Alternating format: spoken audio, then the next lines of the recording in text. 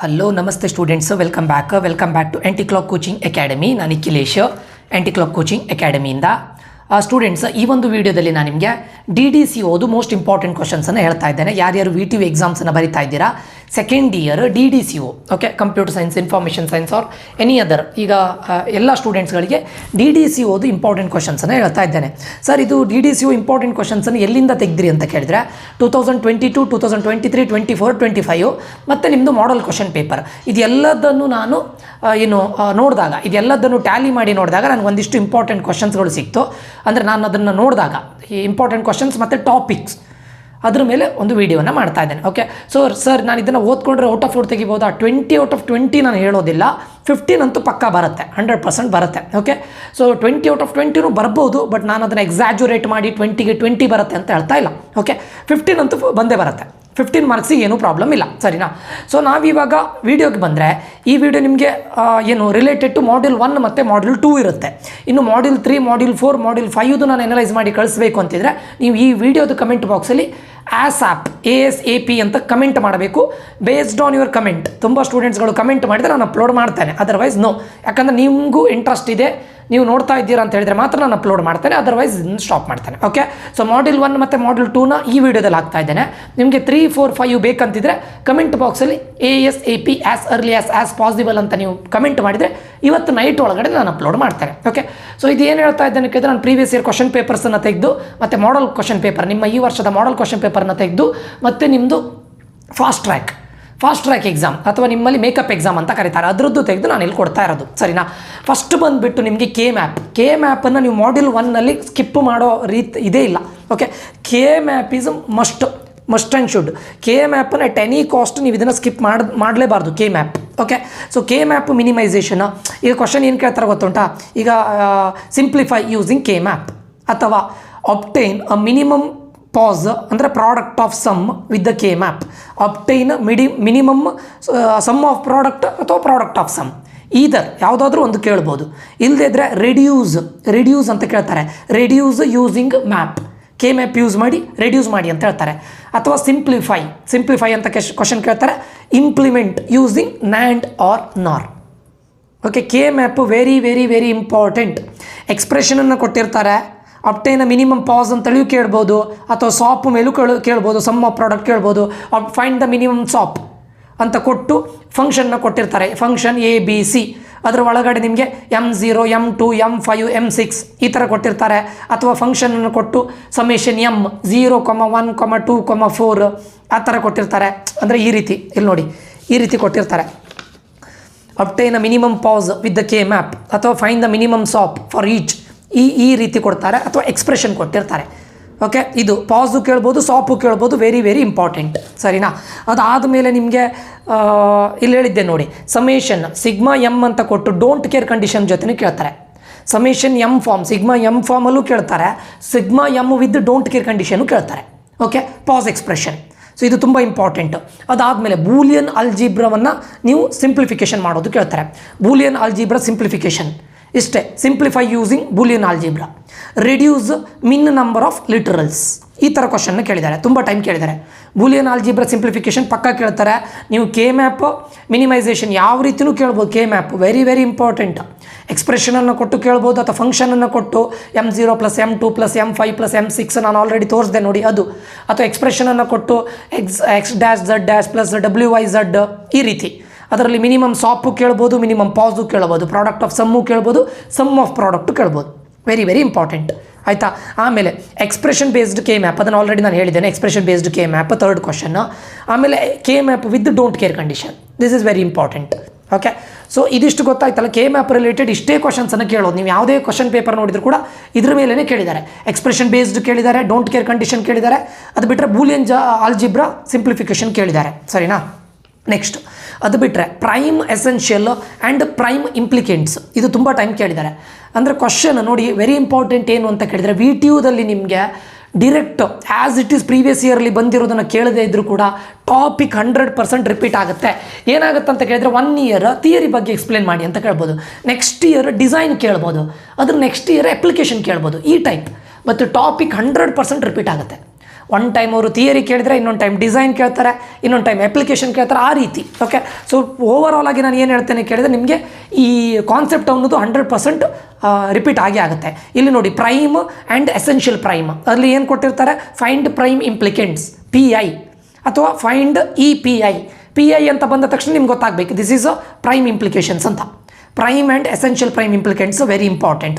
ಅದು ಬಿಟ್ಟರೆ positive and negative logic. ಇದೇನು sir positive and negative logic? ಇದು ಒಂದು ಕ್ವಶನ್ ಈಗ ಕೇಳ್ತಾರೆ, explain positive and negative logic, ಅಥವಾ prove positive AND is equals to negative OR, ಇದನ್ನು ಕೇಳಿದ್ದಾರೆ ಪಾಸಿಟಿವ್ ಆ್ಯಂಡ್ ನೆಗೆಟಿವ್ ಲಾಜಿಕ್.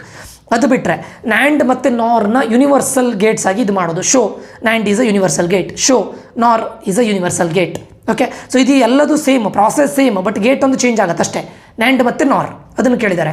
ಮತ್ತು ನಾನ್ ಅಸೋಸಿಯೇಟಿವಿಟಿ ಆಫ್ ನಾರ್ ಗೇಟಿನ ನಾನ್ ಅಸೋಸಿಯೇಟಿವಿಟಿ ಕೇಳಿದ್ದಾರೆ. ಅಂದರೆ ಏನು?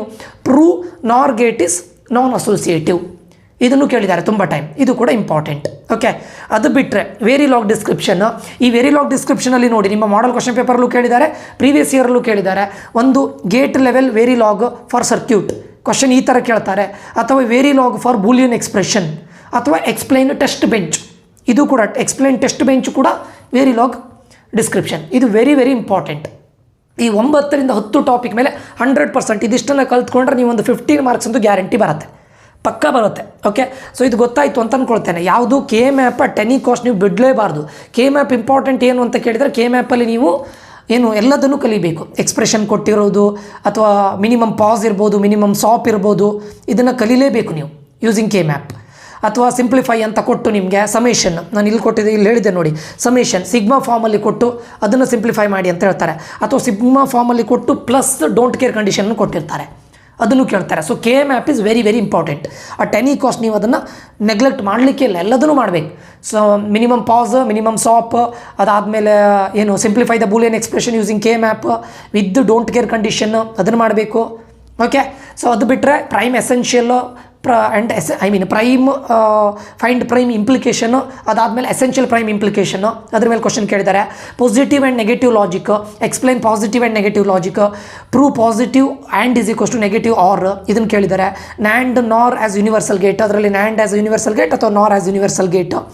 ನಾನ್ associativity, prove NOR gate is non associative. ಅದು ಬಿಟ್ಟರೆ ವೆರಿಲಾಗ್ ಡಿಸ್ಕ್ರಿಪ್ಷನ್. ವೆರಿಲಾಗ್ ಡಿಸ್ಕ್ರಿಪ್ಷನಲ್ಲಿ ನೋಡಿ, gate level Verilog for circuit, Verilog for Boolean ಎಕ್ಸ್ಪ್ರೆಷನ್ನು, ಎಕ್ಸ್ಪ್ಲೈನ್ ಟೆಸ್ಟ್ ಬೆಂಚ್.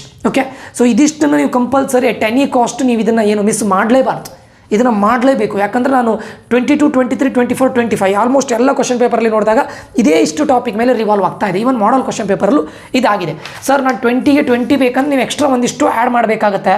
ಲೈಕ್ ನೀವು ಗ್ರೂಪಿಂಗ್ ಪ್ಲಸ್ ಮಿನಿಮೈಸಿಂಗ್, ಅದು ಎಕ್ಸ್ಪ್ರೆಷನ್ ಕೊಟ್ಟಿರ್ತಾರೆ, ಅದನ್ನು ಟ್ರುತ್ ಟೇಬಲ್ ಬರೆಯೋದು, ಅದರಿಂದ KMAP ಮಾಡೋದು, ಅದನ್ನು ಕೇಳ್ಬೋದು. ಅಥವಾ ಬೂಲಿಯನ್ ಲಾಸ್ ಮತ್ತು ಐಡೆಂಟಿಟಿನ ಕಲಿಯೋದು, ಅದ್ರ ಮೇಲೆ ಕ್ವಶನ್ ಕೇಳ್ಬೋದು. ಬೂಲಿಯನ್ ಲಾಸ್ ಮೇಲೆ ಮತ್ತು ಐಡೆಂಟಿಟಿ ಮೇಲೆ. ದೆನ್ ಲಾರ್ಜರ್ ಗ್ರೂಪಿಗೆ ನೀವು ಡೋಂಟ್ ಕೇರ್ ಕಂಡೀಷನನ್ನು ಯೂಸ್ ಮಾಡಬೇಕು, ಅದು ಗೊತ್ತಿರಬೇಕು. ಅಂದರೆ ಯಾವತ್ತು ಲಾರ್ಜರ್ ಗ್ರೂಪ್ ಇದ್ದಾಗ ಡೋಂಟ್ ಕೇರ್ ಕಂಡೀಷನ್, ಅದು ವೆರಿ ವೆರಿ ಇಂಪಾರ್ಟೆಂಟ್ ನಿಮಗೆ. ಓಕೆ, ಈ ಥರ ಇದನ್ನೆಲ್ಲ ಕಲ್ತ್ಕೊಂಡ್ರೆ 20ಗೆ ಎಕ್ಸ್ಪೆಕ್ಟ್ ಮಾಡ್ಬೋದು. ಬಟ್ ಇದಿಷ್ಟು ಮಾಡಿದರೆ ಆಲ್ಮೋಸ್ಟ್ 15 ಮಾರ್ಕ್ಸ್ ಏನೂ ಪ್ರಾಬ್ಲಮ್ ಇಲ್ಲ, ಗ್ಯಾರಂಟಿ. ಓಕೆ, ಸೊ ಇದಿಷ್ಟು ನಿಮ್ಮ ಫಸ್ಟ್ ಮಾಡ್ಯೂಲಿಂದ ಆಗಿದೆ. ಆಲ್ರೆಡಿ ನಾನು ಹೇಳಿದ್ದೇನೆ, ಒಂದೊಂದು ಕ್ವಶನಲ್ಲಿ ಅಂದರೆ ಟಾಪಿಕ್ ಅಂತೂ ರಿಪೀಟ್ ಆಗೇ ಆಗುತ್ತೆ. ಬಟ್ ಅವರದೇ ನಾನು ಹೇಳಿದೆ ನೋಡಿ, 1 ಇಯರ್ ಎಕ್ಸ್ಪ್ಲನೇಷನ್ ಕೇಳಿದ್ರೆ, 1 ಇಯರ್ ಡಿಸೈನ್ ಕೇಳಿರ್ತಾರೆ, 1 ಇಯರ್ ಅಪ್ಲಿಕೇಶನ್ ಕೇಳಿರ್ತಾರೆ, ಈ ಟೈಪ್ ಇರುತ್ತೆ ಅಷ್ಟೇ, ಸರಿನಾ? ಈಗ ನಿಮಗೆ ಮಾಡ್ಯೂಲ್ 2 ಇಂದ ಹೇಳ್ತಾನೆ, ಇದಿಷ್ಟು ಮಾಡ್ಯೂಲ್ 1 ಆಯಿತು. ಇವಾಗ ಮಾಡ್ಯೂಲ್ 2ಗೆ ಹೋದರೆ, ಮಾಡ್ಯೂಲ್ 2ಅಲ್ಲಿ ಏನಲ್ಲಿದೆ? Adders, very important. ಈಗ ಫುಲ್ ಆ್ಯಡರ್ ಅಥವಾ 4 bit adder. Okay, adder very very important. Design half adder ಅಥವಾ ಫುಲ್ ಆ್ಯಡರ್. ಆ್ಯಡರ್ ಮೇಲೆ 100% ಕ್ವಶನ್ ಕೇಳ್ತಾರೆ, ಮೋಸ್ಟ್ ಇಂಪಾರ್ಟೆಂಟ್, ತುಂಬ ಟೈಮ್ ಕೇಳಿದ್ದಾರೆ. ಓಕೆ, ಅದರಲ್ಲಿ ನಿಮಗೆ ಆ್ಯಡರ್ಸನ್ನು ಡಿಸೈನ್ ಫುಲ್ ಆ್ಯಡರ್ ಅಥವಾ ಹಾಫ್ ಆ್ಯಡರ್ ಅಂತ ಕೇಳ್ಬೋದು. ಅಥವಾ implement full adder using 2 half adder plus OR gate, ಅಥವಾ 3 to 8 decoders. This is very very important. 4 bit adder, BCD adder. Adder ಮೇಲೆ ಇವು 4ರಲ್ಲಿ 100% ಕೇಳಿಸ್ತಾರೆ, ಯು ಮಸ್ಟ್ ರೀಡ್. ಓಕೆ, ಇದರಿಂದ ಕೇಳಿದಾಗ ನೀವು ಕ್ವಶನ್ ಟ್ರುತ್ ಟೇಬಲನ್ನು ಬರೀಬೇಕು, ಲಾಜಿಕ್ ಗೇಟ್ಸನ್ನು ಬರೀಬೇಕು, ಎಲ್ಲಾದರೂ ಲಾಜಿಕ್ ಡೈಗ್ರಾಮ್ ಇದ್ದರೆ ಎಕ್ಸ್ಪ್ಲನೇಷನ್ನ ಕೊಡಬೇಕು. ಮಾರ್ಕ್ಸ್ ಆ ರೀತಿ ಡಿವೈಡ್ ಆಗುತ್ತೆ. ಟ್ರುತ್ ಟೇಬಲ್ ಬರೀಬೇಕು, ಡೈಗ್ರಾಮನ್ನು ಬರೀಬೇಕು. ಡೈಗ್ರಾಮ್ ತುಂಬ ಇಂಪಾರ್ಟೆಂಟ್ DDCO ಅಲ್ಲಿ, ಆಯಿತಾ? ಇದಿಷ್ಟು ವೆರಿ ವೆರಿ ಇಂಪಾರ್ಟೆಂಟ್ ಆ್ಯಡರಲ್ಲಿ. ಅದಾದಮೇಲೆ ಕೋಡ್ ಕನ್ವರ್ಟರ್ಸನ್ನು ಕೇಳಿದ್ದಾರೆ. ಏನು? BCD to XS3 converter. Okay, BCD to XS3 converter. ಇದರಲ್ಲಿ ಏನಂತ ಕೇಳಿದರೆ ಟ್ರುತ್ ಟೇಬಲ್ ಬರೀಬೇಕು, ಮ್ಯಾಪ್ ಬರೀಬೇಕು, ಲಾಜಿಕ್ ಡೈಗ್ರಾಮ್ ಬರೀಬೇಕು. Okay, very very important. Almost ಹೆಚ್ಚಿನ ಟೈಮ್ ಕೇಳಿದ್ದಾರೆ. ನೀವು ಕ್ವಶನ್ಸನ್ನು ಅರ್ಥ ಮಾಡ್ಕೊಳ್ಳಿ. ಡೈರೆಕ್ಟ್ ಕ್ವಶನ್ ಕೇಳದೇ ಇದ್ದರು ಕೋಡ್ ಕನ್ವರ್ಟರ್ಸ್ ಅಂತ ಬಂದಿರುತ್ತೆ, ಆ ವರ್ಡನ್ನಾದರೂ ನೆನಪಿಟ್ಕೊಳ್ಳಿ. ಆ್ಯಡರ್ಸ್ ಅಂದರೆ ಗೊತ್ತಾಗುತ್ತೆ, ಆ್ಯಡರ್ ಅಂತೇಳಿ ವರ್ಡ್ ಆದರೂ ಬಂದಿರುತ್ತೆ. ಕೋಡ್ ಕನ್ವರ್ಟರ್ಸ್ ಅಂತ ಬಂದರೆ ಅದು BCD ಟು XS3 ಕನ್ವರ್ಟರ್, ಗೊತ್ತಾಯ್ತಾ? ಅದಾದಮೇಲೆ ಮತ್ತೊಂದು ಇಂಪಾರ್ಟೆಂಟ್ ಏನಂತ ಕೇಳಿದ್ರೆ ಮಲ್ಟಿಪ್ಲೆಕ್ಸರ್. ಮಕ್ಸಲ್ಲಿ ನಿಮಗೆ ವೆರಿ ಇಂಪಾರ್ಟೆಂಟ್ ಅಂದರೆ 4x1 ಮಲ್ಟಿಪ್ಲೆಕ್ಸರ್ ಕೇಳಿದ್ದು. ಅದರಲ್ಲಿ ನಿಮಗೆ ಬ್ಲಾಕ್ ಡಯಾಗ್ರಾಮ್ ಬರೀಬೇಕು, ಟ್ರುತ್ ಟೇಬಲ್ ಬರೀಬೇಕು, ಲಾಜಿಕ್ ಡಯಾಗ್ರಾಮ್ ಬರೀಬೇಕು. ಅದು ಬಿಟ್ಟರೆ implement Boolean function using 8:1 multiplexer. ಇದು 8:1 ತುಂಬ ಟೈಮ್ ಕೇಳಿದ್ದಾರೆ, 16:1 ಸಮ್ ಟೈಮ್ಸ್ ಕೇಳಿದ್ದಾರೆ. But most of the time implement Boolean function using 8x1 8x1 multiplexer ಅಥವಾ 8:1 ಮಲ್ಟಿಪ್ಲೆಕ್ಸರ್. ಅದು ಬಿಟ್ಟರೆ ರಿಯಲೈಸ್ ಈ ಥರ ಫಂಕ್ಷನನ್ನು ಕೊಟ್ಟು ಸಿಗ್ಮಾ ಎಮ್ ಅಂತ ಕೊಟ್ಟು ಇದರೊಳಗಡೆ ಸಮೇಷನ್ ಬ್ರ್ಯಾಕೆಟ್ ಒಳಗಡೆ ಏನಾದರೂ ಕೊಡ್ತಾರೆ ಯೂಸಿಂಗ್ ಮಕ್ಸ್. ಮಲ್ಟಿಪ್ಲೆಕ್ಸಲ್ಲಿ ಆಲ್ಮೋಸ್ಟ್ ಇದನ್ನೇ ಕೇಳಿದ್ದಾರೆ ಹೆಚ್ಚಿನ ಟೈಮ್. ಮಲ್ಟಿಪ್ಲೆಕ್ಸರಲ್ಲಿ ಕೋಡ್ ಕನ್ವರ್ಟರಲ್ಲಿ BCD to XS3 code converter, ಮಲ್ಟಿಪ್ಲೆಕ್ಸರಲ್ಲಿ 4x1 ಮಲ್ಟಿಪ್ಲೆಕ್ಸರ್. ಅದು ಬಿಟ್ಟರೆ implement Boolean function using 8x1 mux. Most probably 16:1 ಕಡಿಮೆ ಕೇಳಿದ್ದಾರೆ, ಬಟ್ ಅದನ್ನು ಕೂಡ ಆ್ಯಡ್ ಮಾಡ್ಕೊಳ್ಳಿ. ಅದು ಬಿಟ್ಟರೆ ರಿಯಲೈಸ್ ಫಂಕ್ಷನ್ನ ಕೊಟ್ಟು ಸಮೇಷನ್ ಎಮ್ ಅಂತ ಕೊಟ್ಟು ಒಳಗಡೆ ವ್ಯಾಲ್ಯೂನ ಕೊಡ್ತಾರೆ using mux. This is multiplexer. Then decoder and encoder. Decoders ಮತ್ತು ಎನ್ಕೋಡರ್ ಕೂಡ ತುಂಬ ಇಂಪಾರ್ಟೆಂಟ್ ಟಾಪಿಕ್ ಆಗಿರುತ್ತೆ. ಇಲ್ಲಿರೋದು ಇಷ್ಟೇ, ಒಂದು 3 to 8 ಡಿಕೋಡರ್, ಟ್ರುತ್ ಟೇಬಲ್, ಅದೇ ಲಾಜಿಕ್ ಡಯಾಗ್ರಾಮ್, ಇದನ್ನೆಲ್ಲ ಬರೀಬೇಕು. 3 to 8 ಡಿಕೋಡರ್ಸಲ್ಲಿ implement full adder using decoder. ಇದು implement full adder using decoder. Priority encoder, octal to binary encoder. ಎನ್ಕೋಡರಲ್ಲಿ ಹೆಚ್ಚಾಗಿ ಇದನ್ನು ಕೇಳಿದ್ದಾರೆ, ಆಕ್ಟಲ್ ಟು ಬೈನರಿ ಎನ್ಕೋಡರ್ ಬಿಟ್ಟರೆ ಪ್ರಯಾರಿಟಿ ಎನ್ಕೋಡರ್. ಡಿಕೋಡರಲ್ಲಿ ನಿಮಗೆ 3 to 8 decoder, implement full adder using decoder, ಇದನ್ನು ಜಾಸ್ತಿ ಕೇಳಿದ್ದಾರೆ ಡಿಕೋಡರ್ಸಲ್ಲಿ.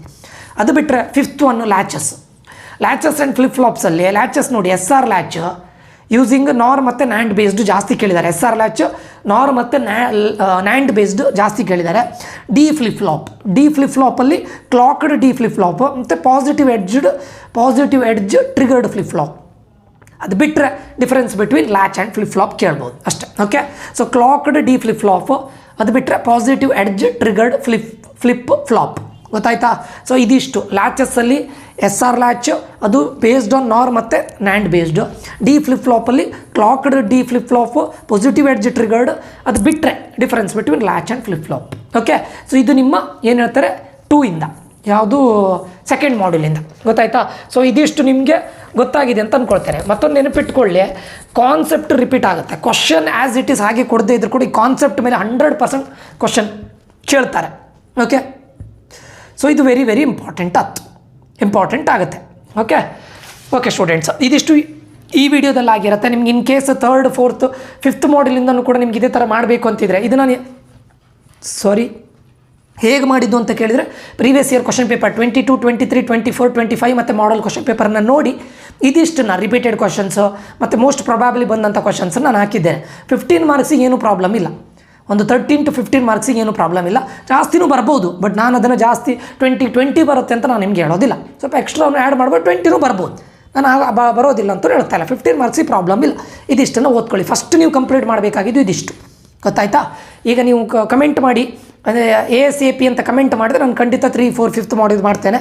ಇಲ್ಲದೇ ಇದ್ದರೆ ಇಲ್ಲಿಗೆ ಇದು ಫಸ್ಟ್ ಮತ್ತು ಸೆಕೆಂಡ್ ಮಾಡ್ಯೂಲಿಗೆ ಎಂಡ್ ಮಾಡ್ತೇನೆ, ಸರಿನಾ? ಸೊ ಈ ವಿಡಿಯೋ ಇದಾಗಿದೆ ಅಂತ ಅಂದ್ಕೊಳ್ತೇನೆ, ಯೂಸ್ಫುಲ್ ಆಗಿದೆ ಅಂತ ಅಂದ್ಕೊಳ್ತೇನೆ. ಖಂಡಿತ ಇವತ್ತು ನೈಟ್ ಒಳಗಡೆ ನಿಮಗೆ 3rd, 4th, 5th ಮಾಡ್ಯೂಲಿನ ಮಾಡ್ತೇನೆ. ನಾನು ಯಾಕೆ ಹೇಳ್ತಾ ಇದ್ದೇನೆ ಕೇಳಿದರೆ, ಹಿಂದೆ ನಂಗೆ ತುಂಬ ಕೆಲಸ ಇದೆ. ಎಲ್ಲ ಕ್ವಶನ್ ಪೇಪರ್ಸನ್ನು ತೆಗೆದು ಅದೆಲ್ಲದನ್ನು ಒಂದಕ್ಕೊಂದು ಇದು ಮಾಡಬೇಕು, ಮ್ಯಾಚ್ ಮಾಡಬೇಕು. ಯಾವುದು ರಿಪೀಟ್ ಆಗಿದೆ, ಕಾನ್ಸೆಪ್ಟ್ ಯಾವುದು ರಿಪೀಟ್ ಆಗಿದೆ ನೋಡಬೇಕು. It takes time. ನನ್ನ ಟೈಮು ಇದೆ, ವರ್ಕು ಇದೆ, ಅದಕ್ಕೋಸ್ಕರ. ನೀವು ಇಂಟ್ರೆಸ್ಟ್ ತೋರಿಸದೇ ಇದ್ದರೆ ನಾನು ಇದು ಮಾಡಿ ಯೂಸ್ ಇಲ್ಲ ಅಂತ, ಅದಕ್ಕೋಸ್ಕರ ಅಷ್ಟೇ, ಆಯಿತಾ? ಸೊ ಇನ್ನು ಬೇಕು ಅಂತಿದ್ರೆ ನಿಮಗೆ 3rd, 4th, 5th ಮಾಡ್ಯೂಲ್ ಬೇಕಂದರೆ ನೆಕ್ಸ್ಟ್ ವೀಡಿಯೋದಲ್ಲಿ ಕಂಪ್ಲೀಟ್ ಅದನ್ನು ಹಾಕ್ತೇನೆ. ದಯವಿಟ್ಟು ಕಮೆಂಟ್ ಮಾಡಿ. ಇಷ್ಟ ಆಗಿದ್ರೆ ಲೈಕ್ ಮಾಡಿ, ಬೇರೆ ನಿಮ್ಮ ಫ್ರೆಂಡ್ಸಿಗೆ ಶೇರ್ ಮಾಡಿ ಅಂತ ಹೇಳ್ತಾ ಈ ಚಾನಲ್ಗೆ ಸಬ್ಸ್ಕ್ರೈಬ್ ಮಾಡೋದನ್ನು ಮರಿಬೇಡಿ ಅಂತ ಇಲ್ಲಿಗೆ ವಿಡಿಯೋ ಎಂಡ್ ಮಾಡ್ತಾ ಇದ್ದೇನೆ. ನಾನು ನಿಖಿಲೇಶ್ ಸೈನ್ ಆಫ್ ಆಗ್ತಾ ಇದ್ದೇನೆ. ಮುಂದಿನ ವೀಡಿಯೋದಲ್ಲಿ ಮತ್ತೆ ಸಿಗ್ತೇನೆ. Until that, love you all, bye, take care students.